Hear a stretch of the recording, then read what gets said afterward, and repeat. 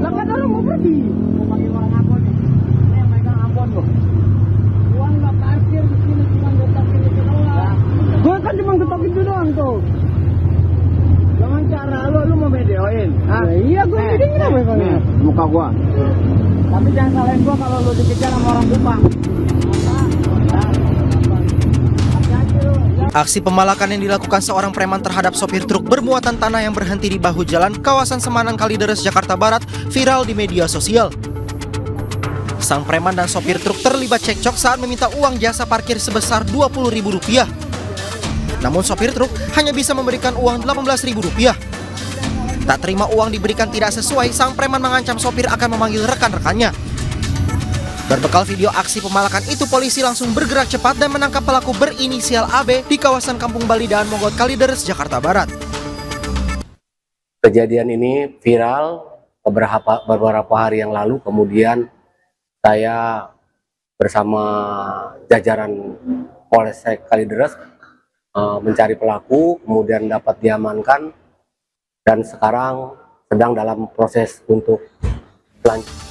Selain telah mengamankan pelaku, polisi juga memburu seorang pelaku lain berinisial BI yang menyuruh pelaku untuk memalak setiap sopir truk yang berhenti di lokasi ini. Dari Jakarta, Miftahul Gani, iNews melaporkan.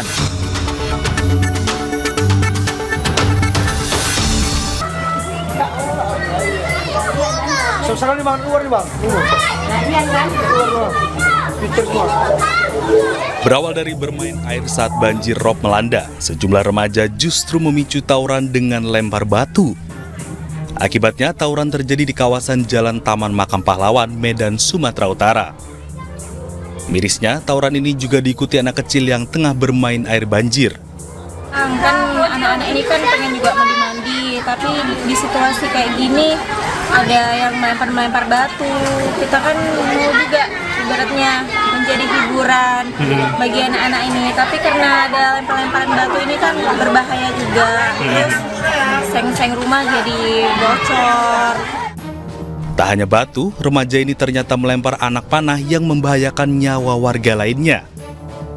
Warga berharap petugas dari Polres Pelabuhan Belawan melakukan tindakan tegas terhadap para pelaku tawuran. Pasalnya, aksi ini meresahkan warga dan membuat rumah rusak karena lemparan batu. Dari Medan, Sumatera Utara, Yuda Bahar, iNews melaporkan.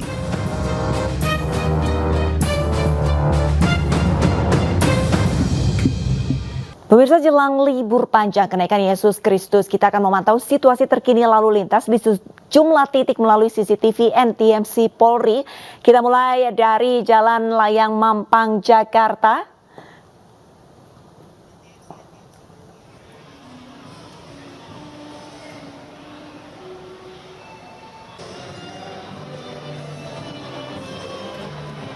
Ya pemirsa, kita nantikan sama-sama ada 4 titik yang akan kami informasikan untuk Anda. Informasi pertama yaitu di sebelah kiri atas televisi Anda. Ini adalah kondisi di Jalan Layang Mampang, Jakarta. Terlihat sejumlah antrean ini terpantau ramai lancar di sebelah kiri jalan dan ini dipastikan menuju ke luar kota. Bisa dilihat di layar televisi Anda pemirsa, ini mayoritas adalah kendaraan pribadi yang akan meninggalkan Jakarta ke luar kota. Sementara itu di sebelah kanan atas Anda ini adalah kondisi terkini di Cikampek. Di tol Cikampek pemirsa, tepatnya di kilometer 13.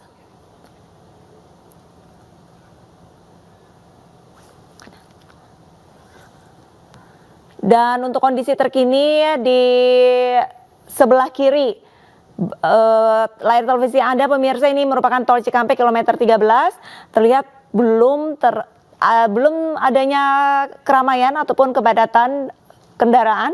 Sementara itu untuk di Cisarua Bogor, arus lalu lintas terlihat lancar di mana masih didominasi oleh truk ataupun bus. Sementara untuk kendaraan pribadi ini masih terlihat jarang.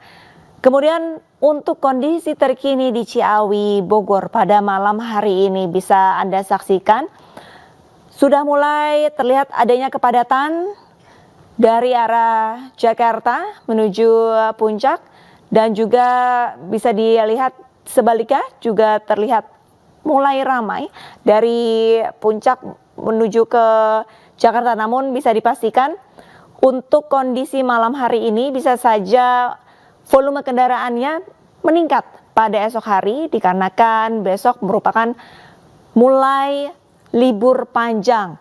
Dengan adanya libur panjang kenaikan Yesus Kristus, ini banyak warga Jakarta dan sekitarnya akan meninggalkan kota Jakarta untuk berekreasi bersama keluarganya di luar kota.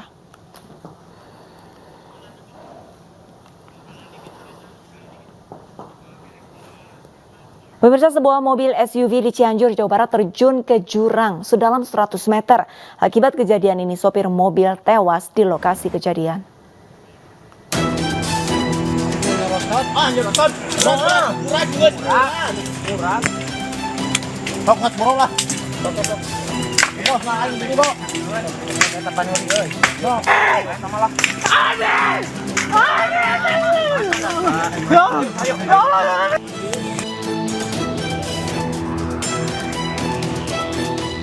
Evakuasi sopir minibus berlangsung dramatis. Petugas dibantu warga berupaya mengangkat jenazah sopir dari dasar jurang menuju ke ambulans. Kecelakaan ini berawal saat mobil melaju dari arah Cianjur Utara ke selatan dengan kecepatan tinggi. Saat tiba di lokasi jalan menikung, sopir kehilangan kendali dan membuat minibus yang dikendarai terjun bebas ke jurang. Akibatnya sopir langsung meninggal dunia di lokasi dan diwarnai tangis histeris keluarga. Sementara itu kondisi mobil berwarna putih itu ringsek akibat membentur bebatuan di dalam jurang setinggi 100 meter. Pengendalian setir, pengendalian ban. Jadi kami duga kecelakaan tersebut adalah karena out. Tidak terkendali, kendaraan tidak terkendali karena kecepatan cukup tinggi. Dan itu didukung dengan memang belokan ini tajam. Jasad korban kemudian dievakuasi petugas ke RSUD Pagelaran. Dari Cianjur, Jawa Barat, Muhammad Andi Ihsan, iNews melaporkan. Diduga hilang kendali saat melaju kencang, mobil sport Porsche meluncur hingga menabrak warung dan dinding kantor Samapta Polrestabes Medan. Polisi telah melakukan tes urin kepada pengemudi.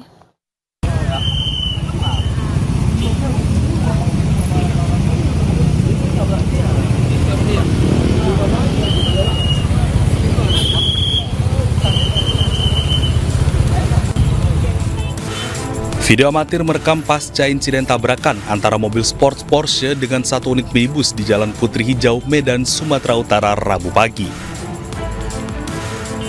Sebelum kecelakaan, mobil Porsche yang dikemudikan perempuan berinisial ES, 40 tahun, datang dari arah Jalan Putri Hijau menuju Jalan Merak Jingga, melaju dengan kecepatan tinggi dan hilang kendali.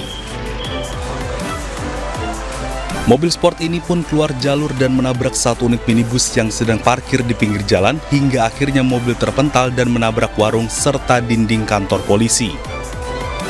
Mobil itu lewat dari sana. Dari arah mana bang? Jalan mana? Dari arah Bukit. Pukul 5:30 pagi.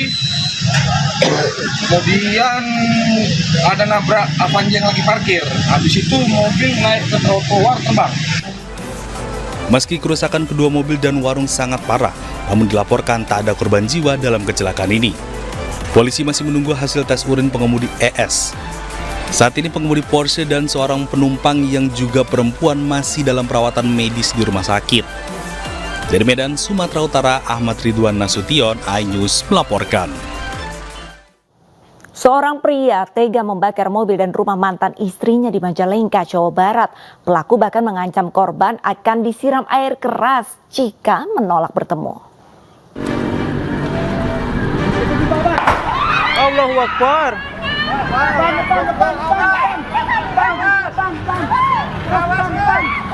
Sebuah mobil yang terparkir di depan minimarket di Kecamatan Raja Galuh, Majalengka, Jawa Barat terbakar.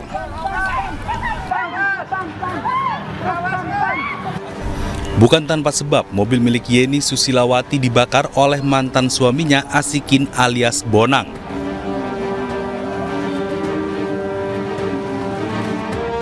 Aksi pembakaran mobil ini terekam kamera pengawas dan korban sempat mengejar pelaku.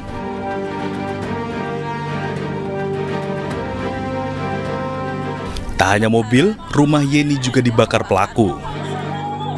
Menurut saksi mata, beberapa hari sebelumnya korban dan pelaku terlibat cekcok. Awalnya sih Pak, itu Pak Non ada pertengkaran sama si istrinya. 2 minggu ke belakang lah.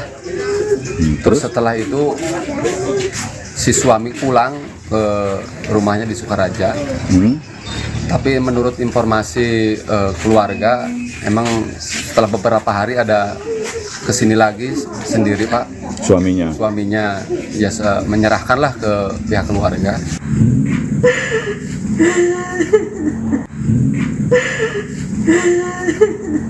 Kejadian ini pun langsung dilaporkan korban ke Polsek Rajagaluh. Korban pun mengaku bahwa pelaku meneror dan mengancam korban dengan air keras. Awal-awalnya sih dia neror, katanya di mana, saya kan mau ngapain? Ya katanya saya pengen ketemu sebentar aja, kan saya udah diancam. Udah diancam mau dibanjur, katanya muka lu sama air keras. Kan saya takut ya. Nggak mau, kata saya. Udah nggak mau. Ntar aja. Polisi kini memburu pelaku yang melarikan diri. Dari Majalengka, Jawa Barat, Muhammad Zeni, iNews melaporkan. Pemirsa, warga Desa Tegal, Gubuk Lor, Kecamatan Arja, Winangun, Kabupaten Cirebon, Jawa Barat dikejutkan dengan penemuan jasad seorang perempuan yang mengapung di sungai. Jasad ditemukan dalam kondisi leher terjerat, tangan terikat, serta busana yang tidak utuh.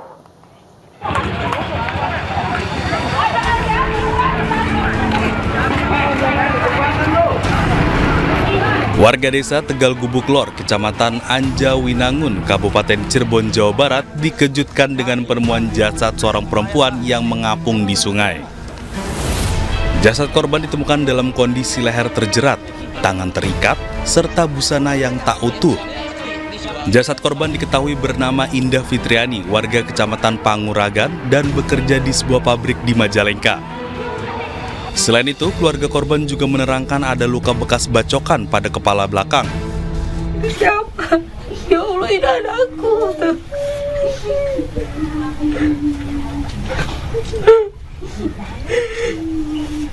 Saya langsung di situ, kan ada di masjid itu tuh.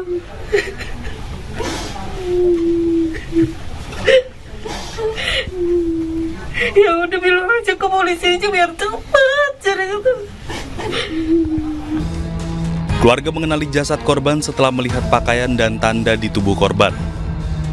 Yang hilang, Bu? Iya kan HP sama tas putih. Kalau laptop sih nggak tahu, soalnya kan dia bilang laptopnya rusak, barangkali dia tuh namanya apa? Servis ya? Kan nggak tahu. Itu terakhir kontak dengan Indah kapan, Bu? Punten. Tanggal 2 Mei. Sebelum dikabarkan hilang kontak, korban sempat meminta izin kepada perusahaan untuk istirahat karena sakit lambung. Penjaga kos sempat melihat status WhatsApp korban dan menanyakan kondisi kesehatannya. Namun, pada Sabtu malam, ponsel korban sudah tidak aktif hingga keberadaannya tidak diketahui. Di kosan gimana, Bu? Baik. Iya, baik. Ramah sama ibu. Suka ngobrol, suka keluar, suka bercanda gitu. Berarti terakhir komunikasi kapan berarti itu, Bu? Waktu malam minggu. Malam minggu itu? Iya. Yang ibu nanyain kondisinya ya? Iya. Keluarga korban tidak menemukan barang-barang milik korban. Kepolisian Polresta Cirebon juga belum memberikan keterangan terkait kasus yang menghebohkan jagat maya ini. Dari Cirebon, Jawa Barat, Toy Iskandar, iNews melaporkan. Jelang libur panjang kenaikan Isa Al-Masih ataupun Yesus Kristus, stasiun Pasar Seni Jakarta ini dipadati penumpang kereta api jarak jauh. Sebanyak 106.000 tiket lebih telah dipesan untuk periode keberangkatan pada 8 Mei sampai 12 Mei 2024. Lonjakan penumpang terjadi pada hari ini, yaitu dengan total penumpang sebanyak 33.000 penumpang yang berangkat dari KAI Daob 1 Jakarta. Hari ini saja sudah tercatat ada 17.300 penumpang yang berangkat dari stasiun Pasar Senen. Untuk mengantisipasi lonjakan penumpang, PT KAI akan mengoperasikan 7 kereta api tambahan.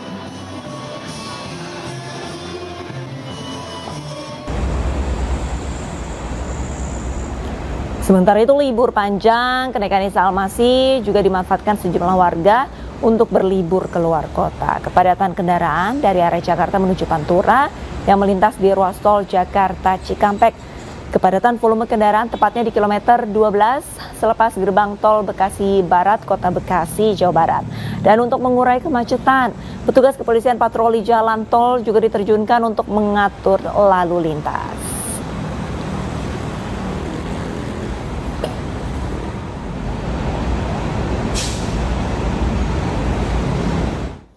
Pemirsa, kami sudah terhubung dengan rekan Rahmat Hidayat di Bekasi, Jawa Barat dan Anggita Maura di Stasiun Pasar Senen, Jakarta.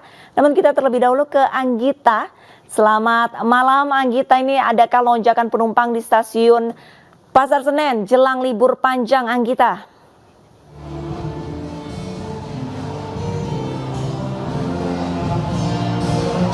Ya, selamat malam Arlista dan juga pemirsa. Menjelang libur panjang, kenaikan Isa Al-Masih saat ini suasana di Stasiun Pasar Senen ramai oleh penumpang kereta api jarak jauh. Dan dari data yang kami dapatkan dari PT KAI Daob 1 Jakarta, ada sebanyak 106.000 tiket lebih yang telah dipesan pada periode keberangkatan 8 Mei sampai 12 Mei 2024, yang dimana angka tersebut pastinya akan naik seiring dengan penjualan tiket. Dan periode libur panjang ini, lonjakan penumpang telah terjadi pada hari ini, yang dimana ada sebanyak 33.000 penumpang yang telah diberangkatkan dari Daob 1 Jakarta seperti Stasiun Gambir dan juga Stasiun Pasar Senen. Dan sedangkan untuk Stasiun Pasar Senen sendiri per hari ini telah memberangkatkan lebih dari 17.300 penumpang dengan okupansi melebihi 80%. Adapun kota tujuan favorit bagi para penumpang di sini, Arlisa dan juga pemirsa, seperti Jawa Tengah, Jawa Barat, dan juga Jawa Timur.